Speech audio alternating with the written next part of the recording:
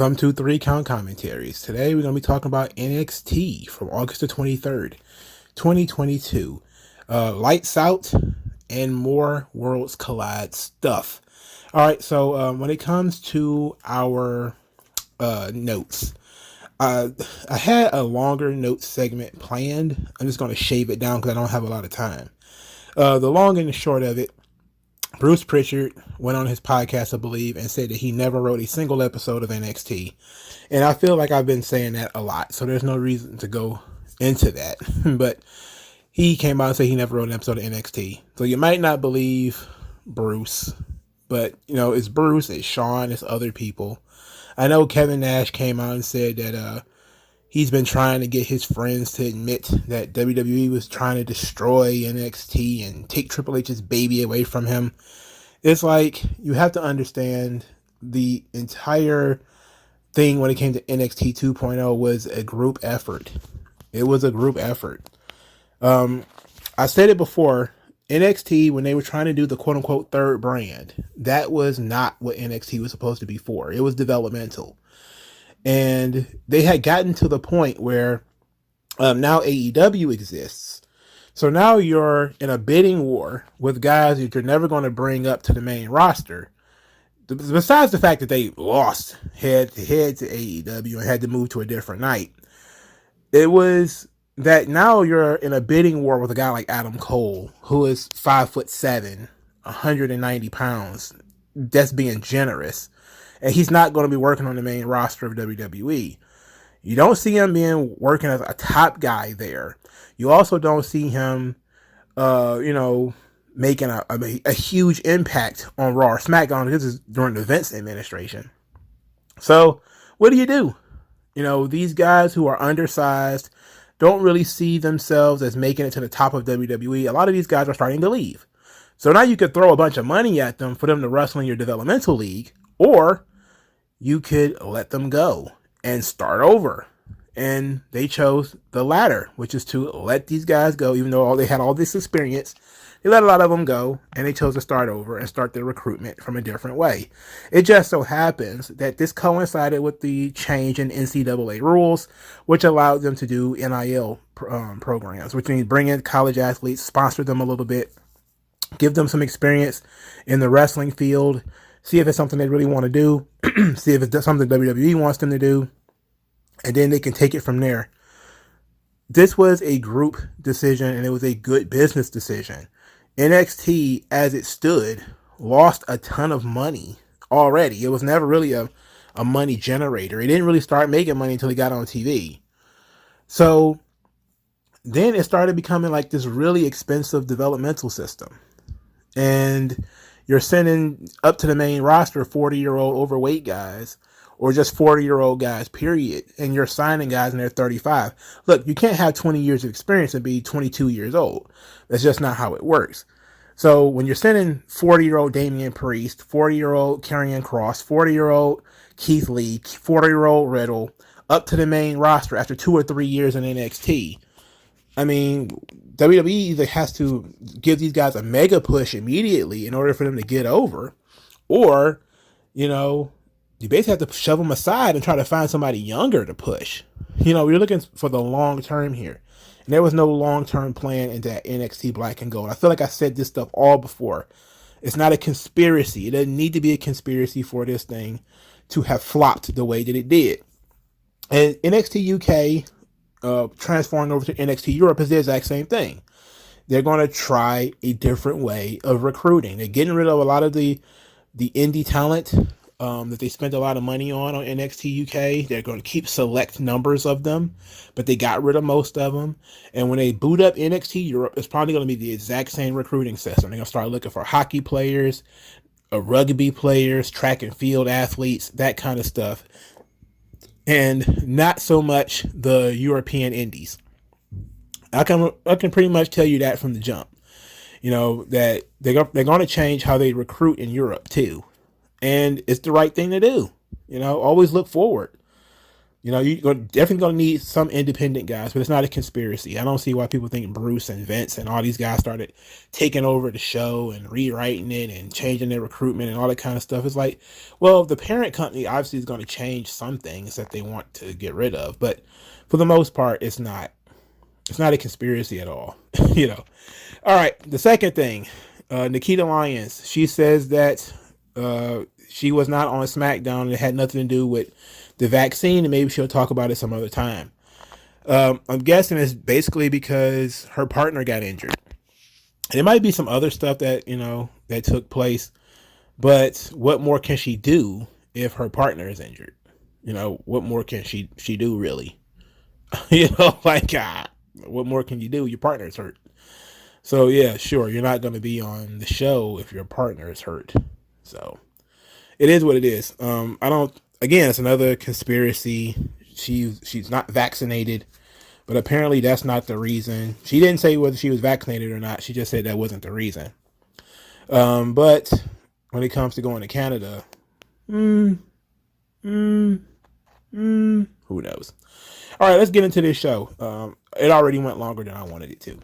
So Braun Breaker comes out there. He calls out Tyler Bate. Tyler Bate introduces himself. He's the NXT UK champion, the first and the last. Said NXT UK has been home to some of the best in the business. And now with NXT Europe around the corner, it's time to unify these belts. Braun Breaker agreed. Said this ain't NXT UK. This is NXT. And this is where the best are. And he agrees to unify the titles. They agree to it. Worlds collide. Great concept. All right. I mean, that's simple. They went with a completely heatless match. They decided to go heatless with the Bate Braun Breaker match. So that match is not going to have any build-up. That's not fun. They showed later a vignette for Tyler Bate about why they call him the Big Strong Bull. And they went into him having a match with Von Wagner. So Von Wagner and Robert Stone, who they're now calling Mr. Stone, said that this is NXT. And nobody cares about Tyler Bate. And then Von Wagner says that Tyler Bate will not make it to Worlds Collide because the Big Strong Boy is going to run into the Big Strong Man. And in a match that was visually made no sense because Tyler Bate is like 4'8" and like 160 pounds. And Von Wagner is a giant mammoth gargoyle of a human being. And for some reason, they had Tyler Bate win this match. But of course, it was the right thing to do.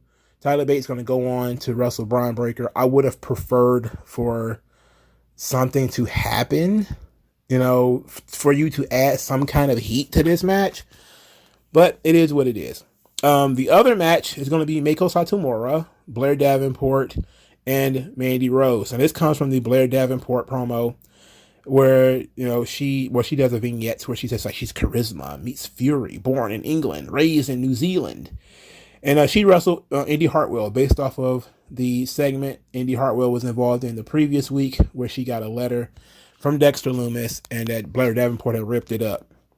So Blair Davenport defeats Indy Hartwell. She nearly kills Indy Hartwell with this brain buster that looked completely botched, and I'm glad she didn't tear up her shoulder. After the match, Blair Davenport says that she was a mistress, a menace, or some nonsense like that, and that she was the number one contender in the UK. So she considers herself the number one contender and the heir to the NXT Championship in WWE right now. This, of course, brought out Mandy Rose, who says that Blair Davenport has a reputation that precedes her, but in this NXT, this is her world, and in her world, everybody follows her lead, and that she has been NXT champion for, I don't know, X amount of days, and then said that she wants respect on her name. She's the best in the business. She's the most dominant women's champion in the company. Here comes Meiko Satomura making her first appearance on NXT. Meiko Satomura was on Nitro. That's how old she is. Meiko Satomura has got to be like 45, maybe 50. She's an older lady, for sure. Her English is not very good, but we can still understand what she was saying. She faced off with Mandy Rose, kind of ignored Blair Davenport, said Mandy is not the most dominant women's champion. That would be her. Then she challenged Mandy title for title at Worlds Collide. Then Blair Davenport stepped in and said, hey, wait a minute, what's going on here? I made the initial challenge. What about me? So Meiko Satomura said, all right, triple threat match. So now it's going to be a triple threat match for the Women's Unified Championship. Blair Davenport, Meiko Satomura, Mandy Rose. Now, the reason I put all these things together is because they did a really fun segment at the end where they played the cage theme. So after the main event, they were just signing contracts. Like, that's the easiest, simplest. After they did this, I don't ever need to see a contract signing segment ever again. It was just the five of them, and just the five of them in a dark room, and they're signing it, passing it to each other. The belts are on the tables, everything is great. They signed it, passed it over. Davenport signs, Satomura, Rose, and then they pull out a little bit. Braun signs, he slides it over to Tyler Bate, who signs it. Everything's copacetic. Now, of course, these matches don't have any heat, which is not fun, but they're trying to slapdash this thing together because they only got 2 weeks. Blair Davenport seems to be in this match. People think she's just in this match to lose. I'm actually thinking she might win. Like that. To be quite honest, Mandy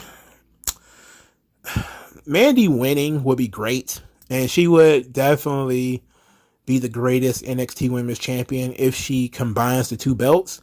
I don't think Satomura is going to win. I think they brought her in to be a player coach, what they call a player coach, because she has so much experience.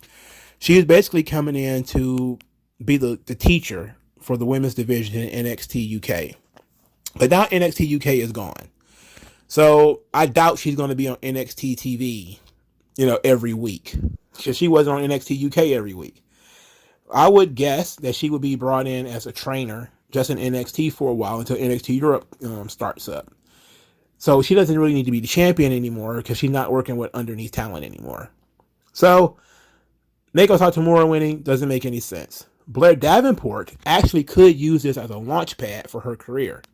Her winning her second or third match, however many matches she's going to have from between now and then, and winning both belts. And it seemed like she was on the verge to win the NXT UK belt anyway. And I think that's why they had nobody else beat Satomura, because, again, the way that Sean books things, it usually gives you a heatless match first. This is a top contender. And he's already done that with Davenport. He gave Davenport the match with Meiko Satomura. It was just Davenport doesn't respect Satomura. She wants to be the champion. They had the match already. Meiko won. And then I think Blair Davenport got injured. But the way he does it, he usually doubles back by adding the story to the next match. So that seems to be the position that Blair Davenport is in right now, where, she's doubling back to her previous title shot. And no doubt they're going to, if they interject that Blair Davenport has already lost to Meiko Satomura, then I can see why they might put the belt on her. Because that's usually how the NXT UK stories work. I know a lot of people will be upset about that because Mandy losing to somebody other than Nikita Lyons is kind of not on their bingo card, and it's not on mine either. But I can understand it and I can respect it if it'll take Blair Davenport to the next level. I also see that they're actually starting to empty NXT a little bit. They're bringing people in, but they're also taking people out. We'll talk about that a little bit later. So it's basically a question of whether Toxic Attraction's time is up, whether Mandy's time in NXT is just run out, and everybody thinks that Blair Davenport is in this match to get pinned. I don't believe it. I think she's got a legitimate chance to win. And I might be the only one that thinks that, but I think she has a legit chance to win. And I wouldn't be surprised if she did win, because it seemed like that was going to be on the menu anyway. Is that Blair Davenport being the NXT UK Women's Champion that was going to happen regardless. So I'm going to go with that. But those are the unification matches. The invasion is on. The tag team title match was kind of teased at too. This comes out of our first match, the NXT UK Tag Team Championship. Gallus, Mark Coffey, and Wolfgang. They got into a disqualification with Jensen and Briggs. So backstage, Fallon Henley got into an argument with Lash Legend. She had to be separated from old RuPaul. Oh, Lash Legend. Ooh, I'm sorry. Anyway, during the match, Lash Legend attacked Fallon Henley from behind. This led to a brawl situation. Her boys, Pretty Deadly, came out there. It was an immediate disqualification because Pretty Deadly got into a fight with Jensen and Briggs. While that was going on, Gallus was in the ring, kind of pissed off, saying, hey, look, we were about to win the titles, and then they got attacked by Diamond Mine. So Diamond Mine and Gallus had to be separated. Backstage, there was another rambling Coffee promo. Another Joe Coffey, I don't know what the hell is going on with his voice promo, where he was yelling at Pretty Deadly, and Pretty Deadly was bragging about being the guys who beat Gallus for the NXT UK Tag Team Championships in the first place. But of course, Gallus thinks that they're going to win the titles again. I don't know. Later, Diamond Mine, they're backstage talking about that 6-man tag they're going to have against Gallus next week. But they didn't forget that Roderick Strong cannot be trusted.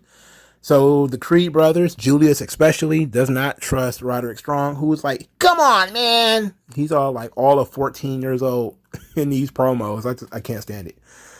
So they're going to pick Kemp to be their partner, Damon Kemp. And Roderick Strong is lobbying to be their partner. At this point, Jensen and Briggs walk in, say that, hey, leave a piece of Gallus for us. To which Diamond Mine and Jensen and Briggs get into it about who's the best tag team.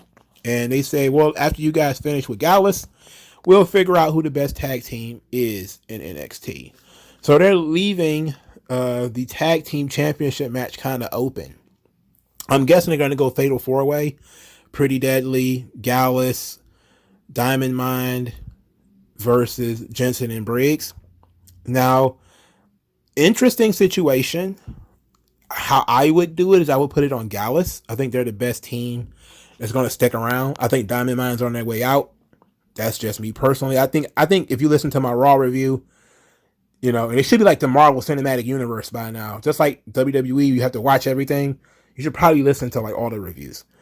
Where I said that maybe Diamond Mine would be perfect for Alpha Academy because they're looking for new members. And so I would go with that. I would go with Diamond Mine, maybe on their way out, to go partner up with Alpha Academy. And Gallus, they perfectly capable of staying there. I don't think, Pretty Deadly staying there. I don't think that's going to happen. Again, I think they just have maximum male models written all over them. And the fact that they still are not in it yet is a miscarriage of justice, if we're being quite honest. So, and Jensen and Briggs, they suck. So I don't want them to ever win. You can set them on fire for all I care. I do not care about those guys. They can fuck her right on off. So the tag team championships will likely be a fatal 4-way match, but it's not official yet. But you can just bet on it being a fatal 4-way match. And anything that will make me escape Jensen and Briggs, I'm all for. Okay? Yes, before I forget, there was a vignette for Gallus as well. Another good thing they did all night is for the NXT UK talents that popped up last week. They actually did vignettes for them. So you actually knew who they were, what the gimmicks are, that kind of stuff. Gallus, the most dominant faction in NXT UK. Pretty much the only faction that managed to stay together the entire time. So, that was good. I actually like Gallus. Again, I don't understand why Joe Coffey I can't understand what he's saying backstage. It's like he starts speaking, Klingon or something like that when he gets backstage. I don't understand it. All right. But something I did understand and understood it completely was Charlie Dempsey being invited to teach a class at Chase U. So those of you who don't know, Charlie Dempsey is the son of William Regal. I know some people think that he's somehow some clone of Kenny Omega just because he has curly hair. This fucking guy does not work at all like Kenny Omega. He doesn't really even look like Kenny Omega. He just happens to be a curly haired guy. Okay. He just happens to have curly hair. So Dempsey is teaching the class and he's stretching the students in Chase U. He's being really brutal. Chase has to chill him out the first time. Then Bodie Hayward, he volunteered to go next. Charlie Dempsey kind of tied him up too, and then he fish hooked him, like, fingers on the nose. It's kind of brutal. Andre Chase had to separate him again. Bodie Hayward started yelling at him, getting in his face. Charlie Dempsey said this class is soft and suggests that all of these guys Google Billy Robinson. Billy Robinson is an old wrestler. I think he's been dead for a while now. He wrestled a lot in AWA, one of the chief rivals for Vern Gagne. He also, I think, I'm trying to remember this correctly. I may botch it, but I think he used to train the Tommy Billington, the Dynamite Kid, in the Snake Pit over in England. And they were known for this sort of violent wrestling style. That's why the Dynamite Kid was so physical. So I'm pretty sure that was the case. I'm trying to remember off the top of my head, and I'm talking pretty fast. So, but I'm pretty sure that's the truth. Anyway, this made me miss the Thatcher Thatch Can promos. Do you guys remember how great those things were? Where Timothy Thatcher was absolutely brutalizing students. That shit ruled. It kicked ass. Dempsey is a little deadpan. He doesn't have the ugly mug of Timothy Thatcher. Like, Thatcher had missing teeth and chipped teeth and like a lopsided face. He just looked like a guy who would fuck you up in a class. He's like a guy who would take advantage of you and fuck you up. But it's okay. Charlie Dempsey was in a faction over in NXT UK called De Familia, but all of those guys got fired. So so I guess he's a lone wolf now over in NXT, and he's going to be feuding with Chase University. Good luck with that. And his first match is likely going to be with Bodie Hayward. Okay, cool. So, Grayson Waller effect. This was a great segment. It started out kind of weird, but it was a great segment. So Grayson Waller has his own show in the middle of the ring now, with a table, and somehow he has a second picture for some reason. They chanted Johnny Wrestling at him, and Grayson sucks, and he's dodging this stuff, which is pretty funny. Him saying Johnny Wrestling don't want to be in the same ring with him. Then he said that this show is not about the guest at all. Unlike other shows, this show is about him. So, but he still invited Apollo Crews to come out first, and said Apollo Crews is out there to steal people's opportunities. And as Apollo Crews came out, he was smiling and, happy-go-lucky and saying that, hey, I like this. I like your show. Yada, yada, being super fake. So Grayson Waller said that why is he out here clout chasing? So, oh God, clout chasing. Anyway, Apollo Crews said he was born in NXT, and that when he found that he was missing something on the main roster, and he came back to NXT to look for it. And said that he knew some people was going to be happy about it, and the crowd was happy. He said he also knew people was going to be upset. And Grayson Waller is one of those people, and said that he's kind of jealous. So Grayson Waller was like, what? Then he said, let's take some Instagram questions. And then he says, so where's your accent? And I instantly started laughing. And it was a nice little dig, which Apollo Crews kind of took in his stride. Then Apollo Crews actually did the "I show him the steel" voice, to which was really funny. And then it said that don't get it twisted. I'm still a Nigerian warrior, still proud of my heritage. But I was focused too much on my past. I need to focus more on my future. And I was like, what a great judo throw. What great verbal jujitsu that is. How best to explain that you don't have that accent anymore? I was too focused on my past. I want to focus on my future now. I'm still a Nigerian warrior, though. Everybody know that. Still a Niger boy. What? Later, he asked Apollo Crews about his visions. He said that you saw that Diamond Man was going to get beat up, and you didn't do anything about it. And then Apollo Crews was trying to explain to him how his oracle powers work. It doesn't work that way. And then Grayson Waller was like, yeah, it did. You knew Diamond Mine was going to get attacked, and you didn't help him. You didn't do anything about it. And they bickered back and forth. Ultimately, Apollo Crews said that Grayson Waller was a low budget version of The Miz, which got a laugh out of me. And of course, everybody else too. and they tried to create a low budget Miz chant. It's too much.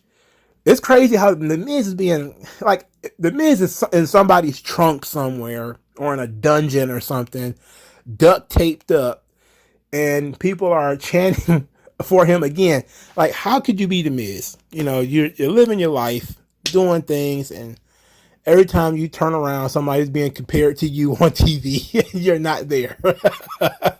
They talk more about you when you're not there than when you are there. So Grayson Waller said, okay, well, I got another question for you.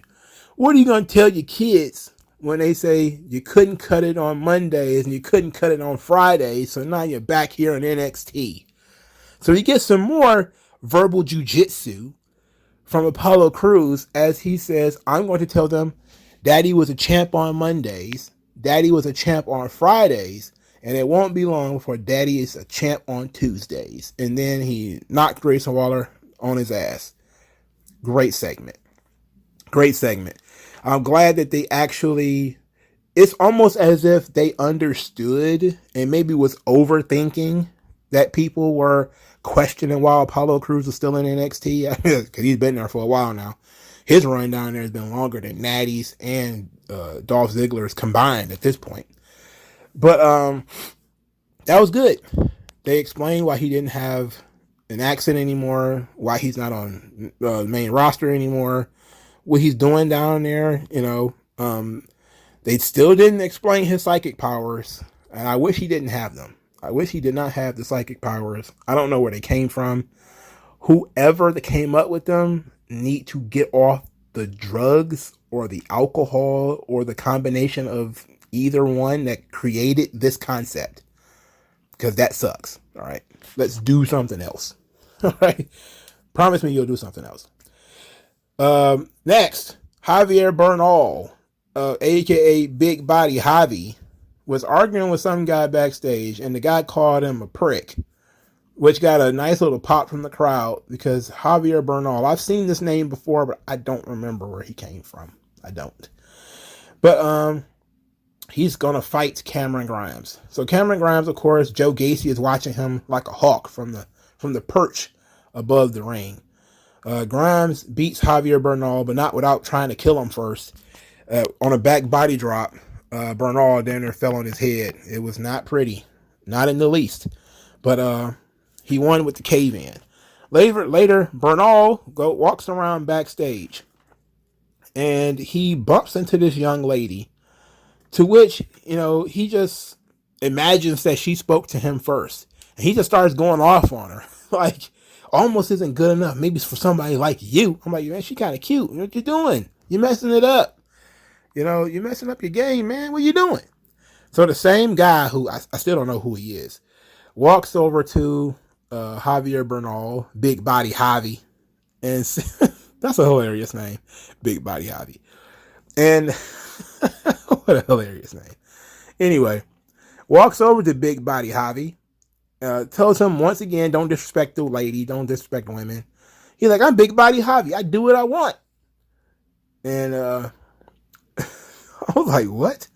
So the simp guy called him a prick again, and that was it for Big Body Javi. It was a nice little debut for him. He's going to be a little bit of a cocky heel, but he lost his first match. Big Body Javi. Okay. All right. It's a little over the top, but it might work. I want to see more of them. I'm interested. So Gacy, he wasn't done for the evening, though. So Tony D'Angelo, earlier in the night, Tony D'Angelo tells Legado del Fantasma that all is forgiven. You know, you guys did all this stuff against me, but I pushed through anyway. That's why I'm the Don. I'm going to give you a second chance. We're going to start over fresh. You guys are going to win this match. So they're going to wrestle the Dyad, which is, of course, the Grizzled Young Veterans. The Dyad actually win the match. Tony D'Angelo is berating Legado del Fantasma throughout the entire match, yelling at them, distracting them, and they ended up losing. The Dyad win. It was a group hug. Everybody got a nice, warm hug. Cameron Grimes was watching from the perch at the top, And they looked up at the perch and opened their arms collectively to Cameron Grimes, who just looked down at them like, what a sausage fest. I mean, what comic convention or AEW show are you guys about to go to? I don't want to go. Meanwhile, the Legado del Fantasma is backstage. They're pretty upset. They lost. Tony D'Angelo has bitched them out again. And they go into the dreaded NXT parking lot. And for the first time, maybe ever, the NXT parking lot actually produced something good. You know, a black truck drives up on them. And Santos Escobar, who says, "La Familia stick together," and told them, hop on in. So Legado del Fantasma just walked the fuck out on Tony D'Angelo. They just walked out. They're gone. They took off. They fled. They absconded. They're gone. Okay? They took off. They just said, fuck it, we're out of here. I'm like, wait a minute. You can do that? Then why didn't you do it before? Why'd you wait till now to just walk off? It was a fantastic moment. It made Santos Escobar look like a badass and like the most loyal boss and he's as loyal to them as they are to him. That was great. Great babyface moment, not leaving his friends behind.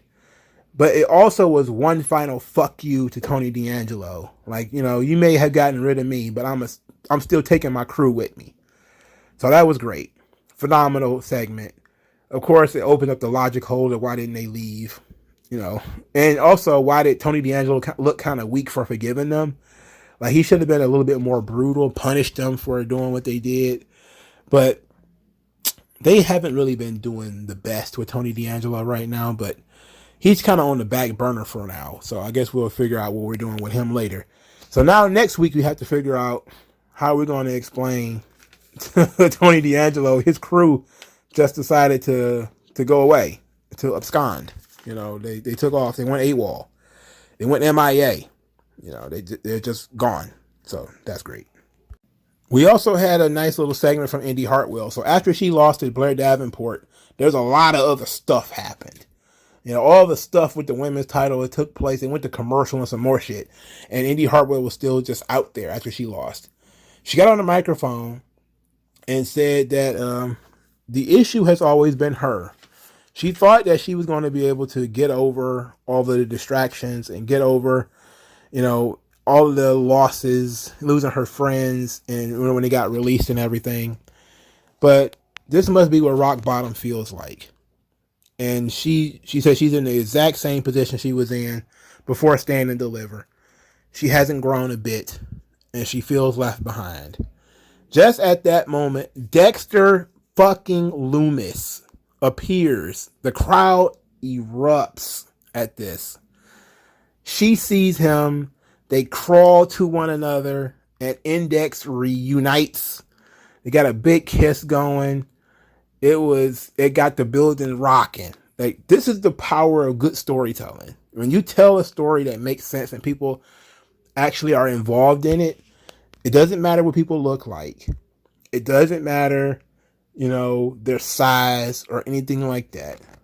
If you got good characters with good motivations that people actually like, you get great reactions. If you want people to stop talking about how small Adam Cole and Johnny Gargano are, make them people worth talking about. It's that simple. Make them people worth talking about, and people will talk about something other than them being small as hell. Until you do that, well, people want to talk about how tiny they are. Dexter Loomis saves Indy Hartwell. He carries her to the door, and outside you can see police lights. And he hands her a letter, goes outside, and then promptly gets arrested. The NXT parking lot. It giveth, it taketh away. It giveth and it taketh away. So Dexter Loomis apparently got arrested for kidnapping The Miz. And this entire time, I'm like, where the fuck is The Miz? Like, the whole time they making out and everything, I'm like, where is The Miz? Like, you took this man. Where is he? Where did that man go? So a lot of people were confused about why Dexter Lumis got arrested. It's like, it was simple. He kidnapped the Miz the day before. You know, like he literally kidnapped. It's an international incident. He literally went to Canada to kidnap this man, and now he's in Florida. Yes, they arrested this man. The feds are out there. This guy just kidnapped somebody on cable TV. You can't do that, by the way. You can't walk off with a grown man on cable TV. You can't do that. Anyway, it was hilarious. He left her a note saying that he goodbye for now and that he loved her index forever. And a lot of people think this is going to be her invitation to the main roster. And it seems like it. It feels like it. And this might work. They're actually going to introduce her. This is the Marvel Cinematic Universe. You got to watch NXT in order for Raw to make sense now, I guess. So now Dexter Lumis has been arrested, but we don't know where the Miz is. And I was like, how sweet was it that this guy kidnapped somebody the day before? He committed a incredible, huge felony, international felony. He went across countries to do this, but he still took time from his busy stalking, serial murdering schedule to see his beloved wife, and surrendered rather than let her see him get, suicide by cop out there. This soap opera shit, good shit.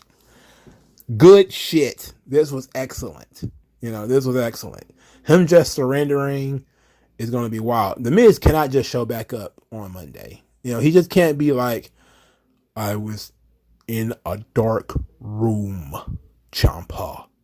I was left there to stink and sweat in the dark. He has to still be missing. In fact, I want there to be an interrogation scene where everybody wants to know where the Miz is, and because Dexter Lumis doesn't talk, he's not going to talk. He's not going to tell anybody where the Miz is. And maybe through Indy Hartwell that we find out where the Miz is actually being held. And I also want to know why. I also need to know why he kidnapped the Miz. I need to know why. But I love this segment. That segment was phenomenal. Indy Hartwell played a really good sympathetic character who was lost because all of her friends were gone. She had that, not survivor's guilt, but she was just kind of lost without her friends. And I like that character motivation. It's not, does it fit for a wrestler? No, but does it fit for a female wrestler? Absolutely. She was part of a family group, with the Way, and then everybody was gone. But now slowly but surely those people are coming back. Johnny Gargano's coming back. Theory is still there. Now Dexter Lumis is back. There is some talk, some whispers that maybe in a couple of months Candice LeRae will actually be back in. That they actually signed together, Candice and Johnny. So it works. They're going to bring the Way back together. So, all right. I guess there's enough. I like them enough for them to continue doing that stuff, even though I don't like the Garganos, but whatever.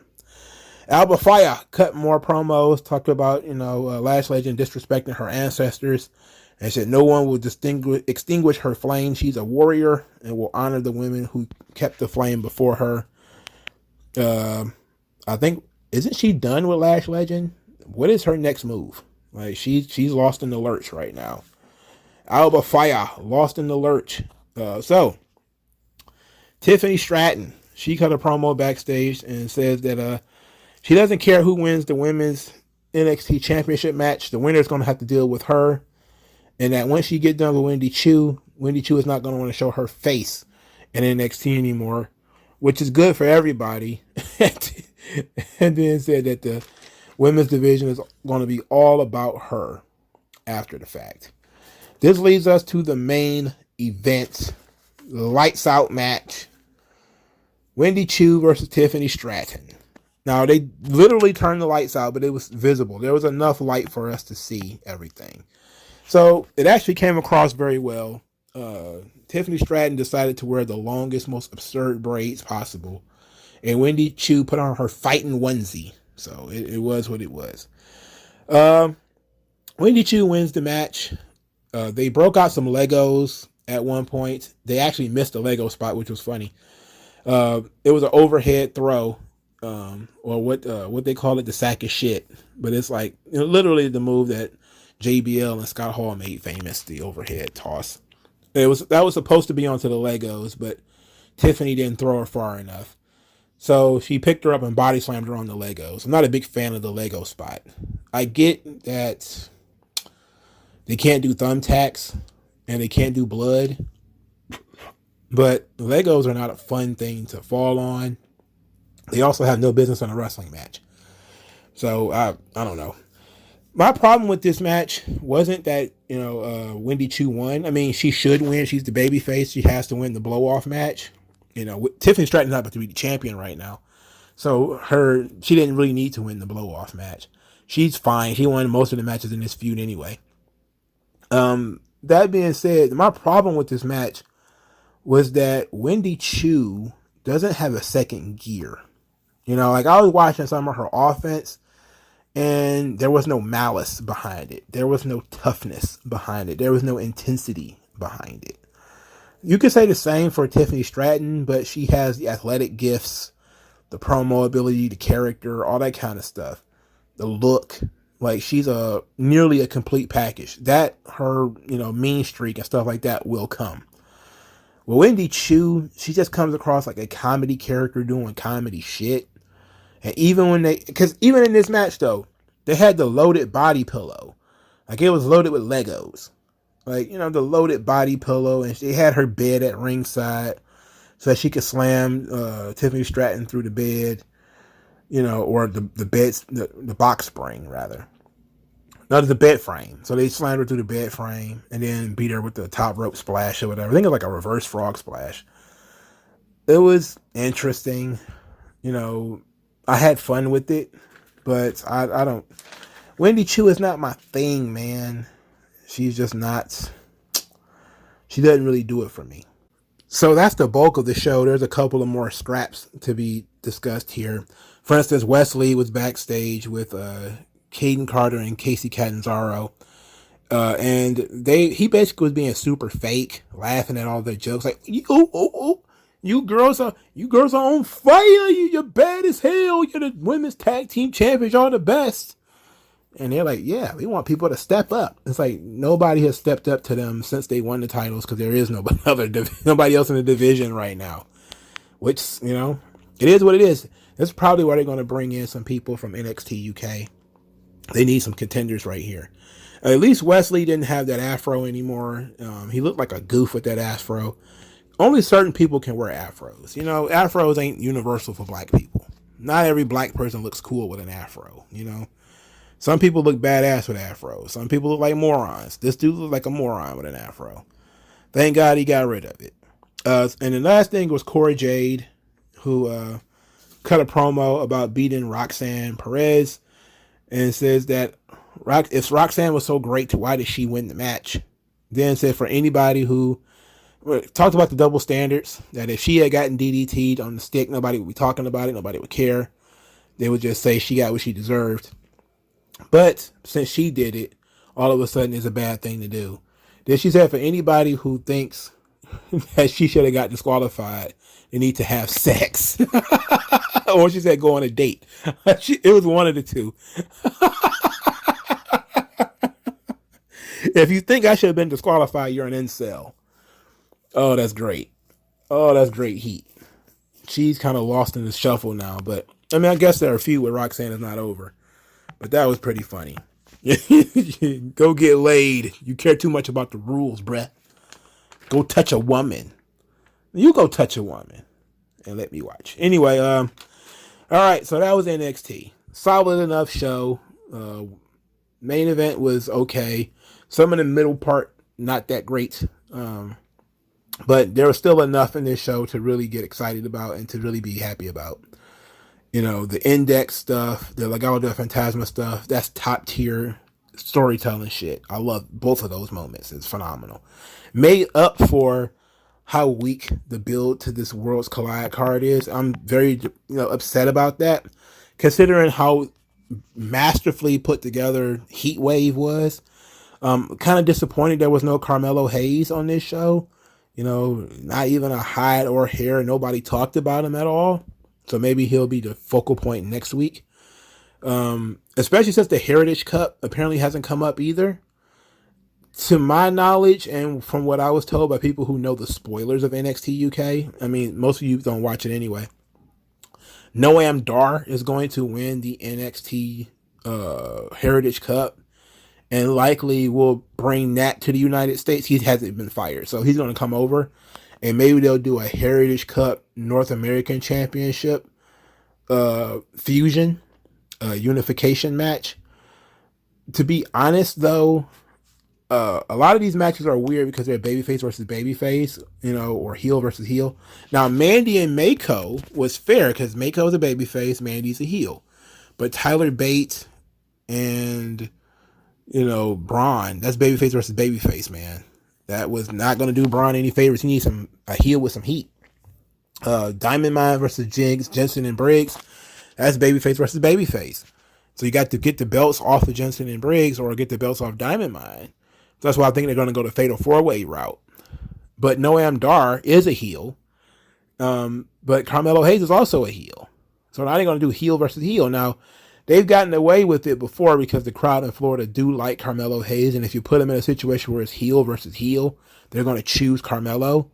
So they kind of... And plus, Noam Dar is very annoying. He's super annoying. So he should be able to come in and get some heat really early and really quickly. And it makes sense that they would hold him off because the match where he won the title is actually, I think, supposed to be coming up this Thursday. So I think he's actually going to win the Heritage Cup title this Thursday on NXT UK, which means he'll probably pop up next Tuesday with the cup. And he's going to end up getting into it with Carmelo Hayes. All right, fair. Maybe some NXT UK women who haven't been fired, and there's been a couple, will challenge Casey Catanzaro and Kaden Carter to a tag team match at Worlds Collide. I can see that happening too. All right, so that ought to fill out the card for the most part. I still would do something else, maybe some top contenders or something like that, or, you know, there's not that many people left in NXT UK, to be quite honest. There's not a lot of good talent left. You know, I think a lot of the people who weren't fired that are still quite talented, I think those people are injured, so it's hard to tell. Now, as far as there was some talk that maybe NXT got too much talent now. Simply just too many people in NXT. You know, how are you going to give so much TV time to so many people? But I think at it is there's people on their way out and there's people on their way in. You know, Legado del Fantasma are clearly gone already. I said earlier, the Diamond Mine, I think they're going to be gone. Especially the Creed brothers, and especially Roderick Strong and Damon Kemp. I think they're all gone eventually. I don't think they're going to be around for much longer.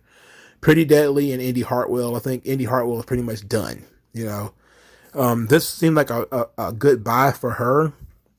And maybe they're going to do a character thing where she goes to Raw to look for Dexter Lumis in the hopes that he's, you know, still lurking around Raw.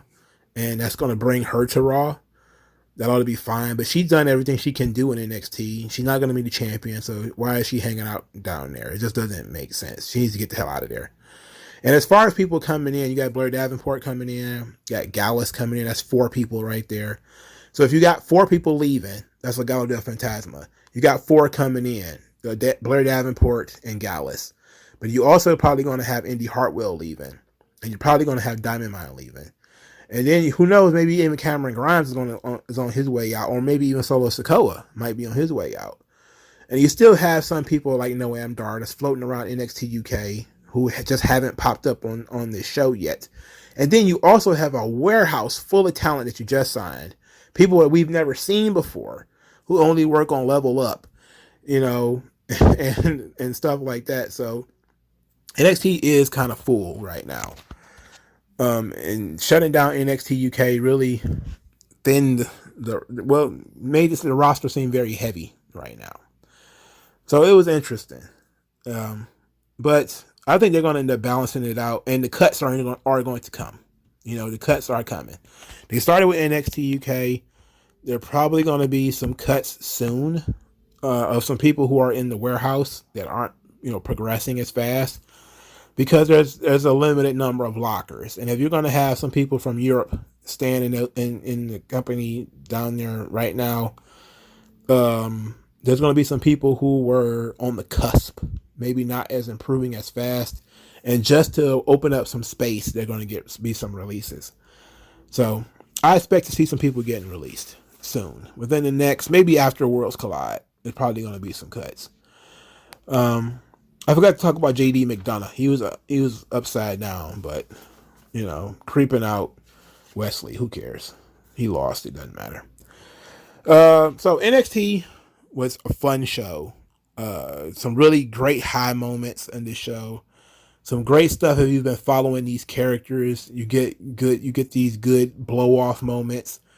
The Index got their one last hurrah, and that's probably going to be it for them for a while, unless they continue that story on Raw. Legado del Fantasma ride off into the sunset, likely to pop up on SmackDown as a unit, which SmackDown absolutely needs. They absolutely need Legado del Fantasma on SmackDown. And this ought to be great. This was a great episode of NXT. Even if I didn't enjoy all of the matches, I enjoyed a lot of the segments. The promo battle between Apollo Crews and Grayson Waller was fun. So this worked for me. Let me know what you guys think. Like, share, subscribe. I'll talk to you guys later, man. Peace out.